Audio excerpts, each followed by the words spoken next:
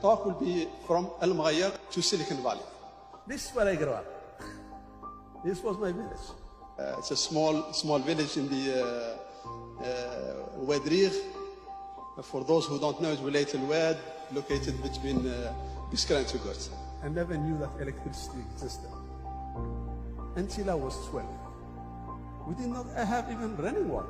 No fridge, no internet. This is the extent of technology that I got to. That's my phone at that time. So that's where I started. Literally, it could have been anybody. I just happened to be a number in the probabilities. Just a probability happened that it's me. It could have been anybody. And I am absolutely no different than any of you. And I will go through some points just to make the point that anybody could have done it. At the age of 12, I had an idea. I didn't know. I was in the Sahara Desert, small village. You don't know anything. So I had this idea. I used to go buy soap.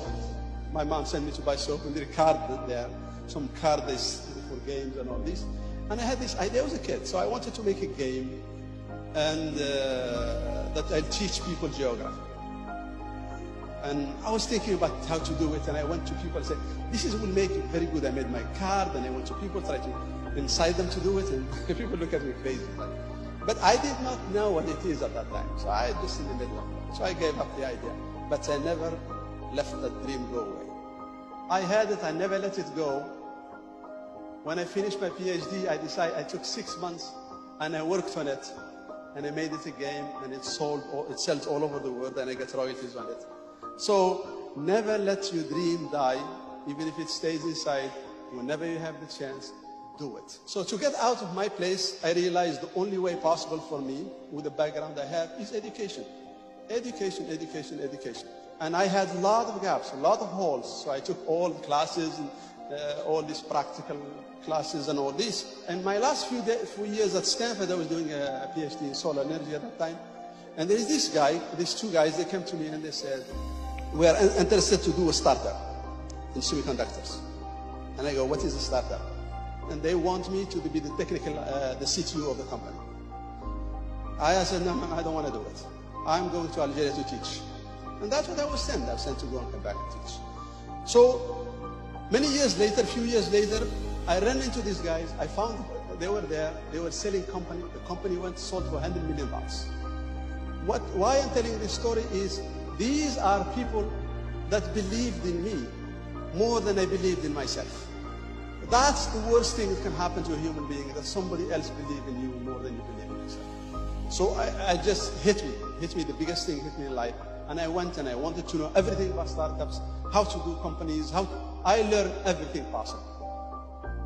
Life, when you do things, you should not try to be better than anybody. You have to be better than yourself. Better yourself. Get to know yourself and do better than you can. Don't worry about anybody. We don't all start with the same point. Some people have their fathers is Bill Gates, and some people have Mahatma Gandhi, I guess, or something like that. So we don't have the same funding.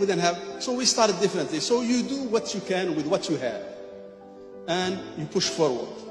And while going, so what you do is you take step by step, you set goals, and you go step by step, and don't worry about what's happening around you. So it's small, solid steps and strong goals. And while going, remember to leave your footprints. You have to go and leave your footprints. For whatever you do, you are a farmer, you are a scientist, you are somebody sweeps the floors, you try to do the best you can. And that's what all you need to do. So if you look at it this way, it looks like stairs going up. This is life, is very easy. In fact, life is not like that, unfortunately. It's more like this. At least my life has been like this, or even worse. So you go up and down and up and down, and life is full of ups and downs, and you have to ride them and take them to work. And just wake up every time when you do it. I will tell small stories. So I went to my taxman, a guy who was about 80 years old, and he was doing his taxes, my taxes, and he told me, "Let me tell you an advice." And he said, "Look, you are not old enough to know this. I am retired. I sit in the backyard.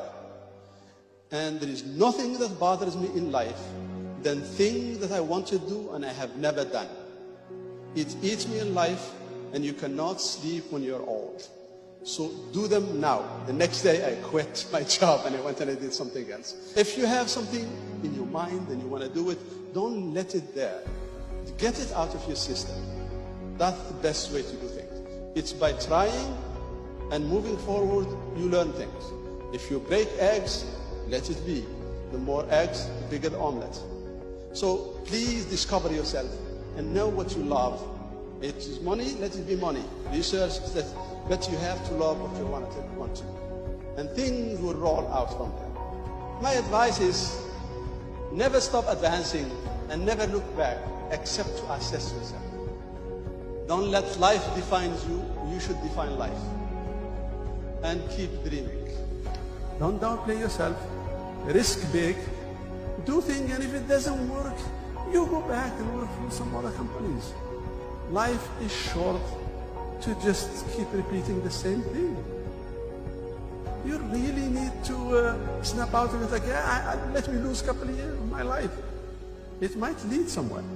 Don't be afraid of, see, you cannot make an omelette unless you break the eggs. You learn, also you fail in life. It's okay. You fail in life, and while failing, I learned so many things. So if it's a good, successful company, everything is going fine and you don't learn very much. If it's a failure, you learn so much. It's unbelievable. If you really have a good education and you step out of, government is going to give me a job, what am I going to do, all that stuff. You have to get out of it. Start to think about what problem the society has, can I solve it? A lot of people tell me, I have an idea. Everybody has an idea. Everybody in his whatever has an idea. Ideas is the easiest thing to have in life. If you don't have an idea, there is something wrong with you. Whether you make money or not, or it's already out or not, that's another story. But at least, I'm telling you, ideas are bound. So it's not the idea that's important. Let me tell you. None of us is smart enough to know everything. So, if you wait, somebody is going to find it. You are lucky you had an idea ahead of time, so you are blessed. 6 months later, max, it's known about 6 months. If you have an idea, you didn't do anything about 6 months later, it's gone.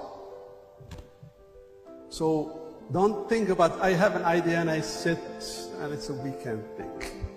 It's after hour thing. I'm going to work it in after hour. That doesn't work.